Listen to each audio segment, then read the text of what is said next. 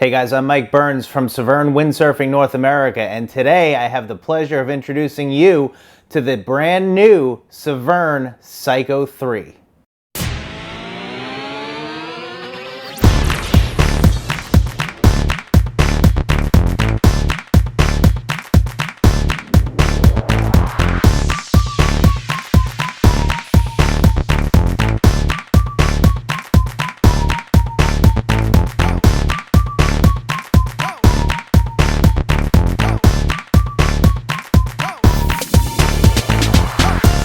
Now, the original Psycho was introduced in 2019, and that board quickly became known as the best freestyle board on the market, and it set the bar for the entire windsurfing industry.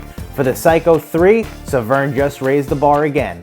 So my Psycho 3s came a couple months ago, so I've definitely had a good chance to put both sizes through the paces. I have the 94 and the 102. I've also had the pleasure of riding the 86, and after I rode that, I had to order that one for myself, so that should be here in a couple months. But as far as the 94 and the 102, how do they compare to the last model Psycho? I could say from the very first run, all my tricks instantly got better. It has more pop, the sliding's easy, the transition if you're doing an air move into like another pop, that second pop is significantly easier than the other Psycho. And that's saying a lot because on the other Psycho, the Psycho 1 and Psycho 2, it was already pretty easy. This thing, I mean, I just remember laughing, I think it was the first time I was on the 102, and the way the volume flow is and the tail thickness and the way it slides through the water so easy, I mean, you just basically move the rig around and the board will just follow it. So you can just kind of go in this perpetual motion of spins, and it's kind of crazy. I remember cracking up in the middle of a quadruple faca, coming through the fourth spin, going, this is cheating. Like, this board shouldn't exist. The Psycho 3 is just on another level with pretty much every trick in the book.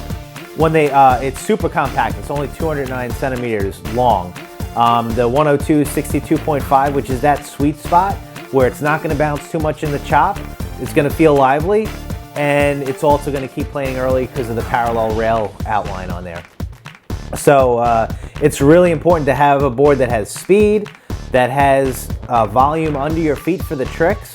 And it doesn't really matter what trick you're going to do. If you're in the straps doing a trick, whether it's a burner or a shaka or a forward or a spock or just a Vulcan, having that volume underneath your feet when you land it, it makes the board so much more forgiving than when it's spaced out, or maybe some other brands still, like with pointy noses, have like more volume in front of the mass track, which it's counterproductive to learning new tricks. It just takes you a lot longer to learn new tricks. With the Psycho, I mean, you're on there, it's the fastest way to learn something new. I've had this for a couple months. I've already banged out a bunch of new tricks on this thing. Yeah, just the overall confidence, the overall feel, and just everything about the Psycho 3 is, pretty much blows away anything else I've ever ridden. So this is hands down my favorite windsurfing board to go windsurfing on in the world. Let's go into the details. So you will see on the deck, you'll see the auto vent plug. So what the auto vent does is it lets the air in and out of the board freely. So the pressure inside the board is constant. So even if you take it on an airplane, the pressure is constant. Do not touch the vent screw. The deck pads on the Psycho are really nice. They're grippy, they're soft, just enough padding. We have nice straps. Like the straps on the board, they're nice and soft. There's numbers on the inside, so if you're letting somebody else borrow them and they adjust it, or if you're going from winter boots to summer boots, you can just look at the numbers on the inside of the straps and, remember it, set it, and forget it. Another upgrade on the Psycho 3 is that all the straps are double plug, so no more twisting of the straps, no more snap screws. Each set of foot straps, both front and back, have 2 sets of screws, so there's 4 screws on each strap. Straightens things up, keeps the strap straight, and just makes life easier in general. The Psycho 3 does come with a power box, and we love power boxes here on the East Coast because we need to run a line of weed fins for half the year. And usually it's the warm half of the year when we enjoy being in the water.